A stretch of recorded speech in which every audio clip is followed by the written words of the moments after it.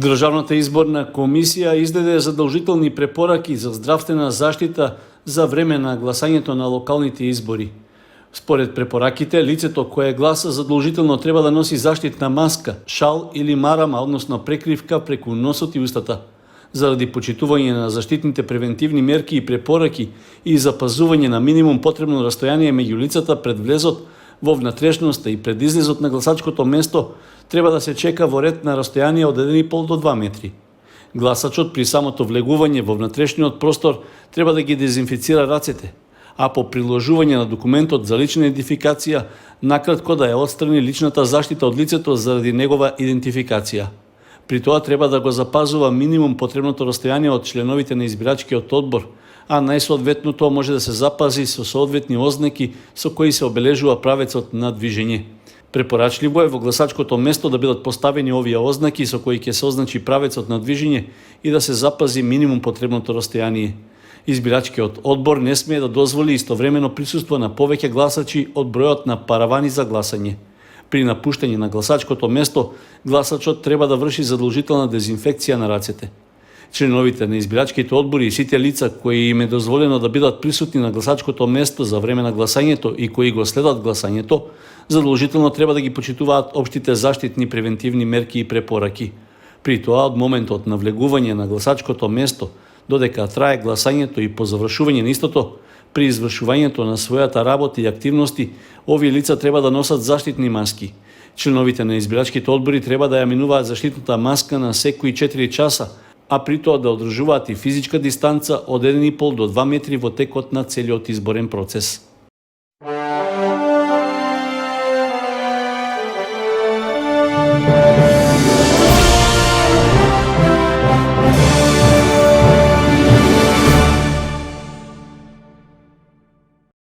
Во текот на денот пресконференција одржал Општинскиот комитет на ВМРО ДПМН од Кочани со прво официјално обраќање на носителката на листата за советници Кристина Атанасова Арсова. Меѓутоа, телевизија Канал 8 остана без можност да ги извести своите гледачи за настанот, со оглед што воопшто не доби покана, ниту какво било известување од изборниот штаб на партијата, поради што и не присуствуваше на пресконференцијата.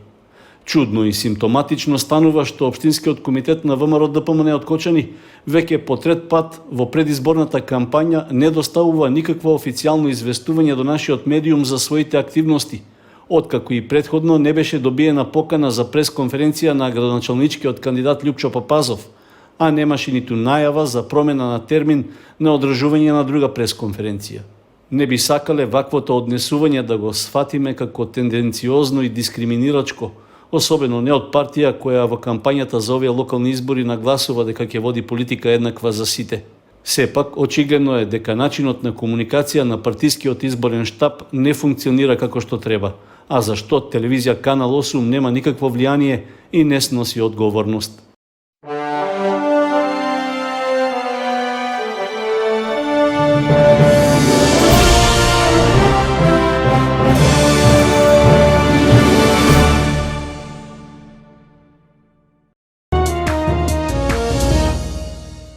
Во училиштата во Кочани се уште не е почнат најавениот скрининг, односно тестирање на учениците во основното и средно образование за можно присуство и пренесување на коронавирусот.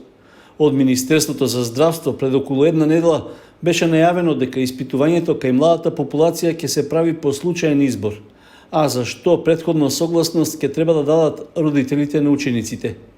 Од кочанските училишта информираа дека подготовките за скринингот се веќе завршени, односно испратени се согласностите и се чека на реакција од надлежните. Министерот за здравство Венко Филипче најави дека најверојатно до крајот на неделова ќе се тестираат околу 500 деца, главно во училиштата во Скопје и дел од градовите во државата. При тоа ќе се следи динамиката со која пристигнуваат согласностите од родителите. Се тестираат деца во средните училишта во Скопје и во повеќе основни училишта во повеќе градови. До сега нема стигнат позитивен тест на ниедно дете во училиштата, било во основните, било во средните, што е одличен знак, но да почекаме се уште е рано. Од ресорното министерство најавија дека со скринингот ќе бидат опфатени 8178 ученици од 364 основни и 109 средни училишта во државата. Изборот на децата е случаен, а тестирањето ќе го прават здравствени работници и ќе се спроведува во самото училиште. Тестот трае помалку од 1 минута, безболен и безбеден е, како и секое земање бриз од грло или носна шуприна. Скринингот во училиштата треба да овозможи добивање релевантни податоци за можното асимптоматско ширење на вирусот COVID-19, односно дали тој се шири низ училиштата и каква е трансмисијата.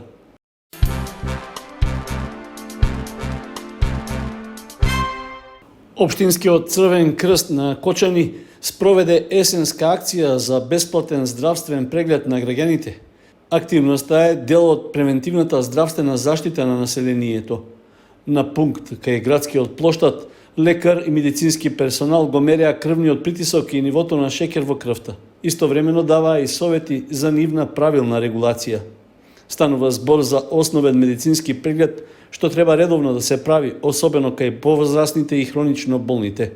Од прегледите е утврдено дека кај повеќето граѓани нивото на шеќерот и крвниот притисок се во рамки на нормалните и дозволени граници.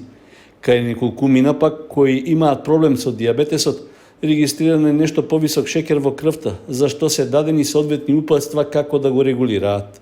Станува збор за постара популација која треба редовно да зема лекови, да ја контролира количината и видот на храната и да спроведува диабетско-хигиенски режим, истакна Јорданка Манева, медицинско лице кое учествуваше во активноста. Во текот на двочасовниот преглед на медицинскиот пункт беа прегледани 45 граѓани. Од Општинскиот Црвен крст на Кочани истакнуваат дека ваквите здравствени кампањи се спроведуваат согласно програмата и планот за здравствено превентивна заштита на населението.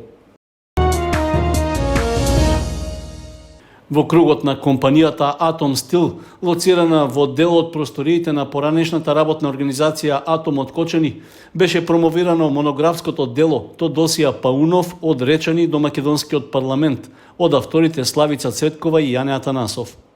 Трудот, посветен на поранешниот директор на едно од најголемите предпријатија во општината и регионот, председател на тогашното собрание на општина Кочани и пратеник во парламентот Тодосија Паунов, беше представен пред членови на неговото семејство, соработници, пријатели и други гости. На тој начин тие се потсетија на човекот кој остави неизбришливи траги во поновото постоење на Кочани и општината.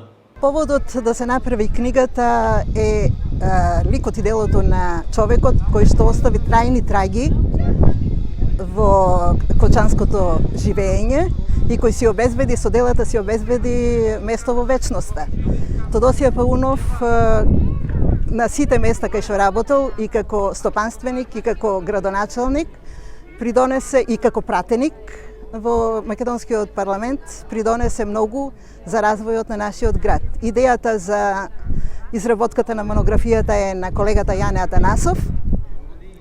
Дадена е пред 3 години. Ние за овие 3 години преку истражувања, преку теренски истражувања, односно интервјуа, преку пребарувања по архивските фондови и публикациите, го склопивме делото. Колку сме успеале во тоа, нека ценат нашите читатели. На промоцијата на трудот на Цветкова и Атанасов, од компанијата Атом Стил истакнаа дека се горди што Паунов придонел за стопанскиот развој на општината и пошироко. Во рамки на промоцијата беа читани извадоци од книгата, а се исполнија и музички точки од богатото фолклорно наследство од Осоговијата и регионот.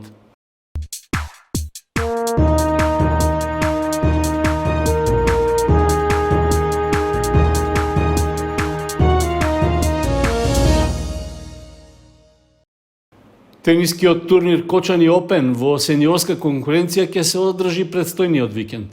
Претходно беше планиран за 10 и 11 октомври, но поради објективни причини беше одложен. По минатогодишното успешно организирање на надпреварот, годинава најдобрите македонски тенисери над 18 години повторно ќе можат да ги одмерат силите на терените кај градскиот базен во Кочани. Второто издание на турнирот ќе се одржи на 23 и 24 октомври, со што се исполнуваат заложбите на групата ентузијасти и влюбеници во тенисот, кои минатата година најавија дека нивна цел е надпреварувањето да прерасне во традиција. Рокот за пријавување веќе тече, А сите заинтересирани тоа можат да го сторат на официјалната веб страница www.kockhaniopen.mk. Котизацијата за учество е 1000 денари. Според официјалното известување, за најдобрите тројца надпреварувачи предвидени се парични награди. За што поуспешна организација, вклучени се и неколку предпријатија како спонзори кои го поддржуваат овој спортски настан. Останува повикот и за други заинтересирани фирми да се вклучат и да обезбедат сопствено рекламно пано на терените каде што ќе се играат надпреварите.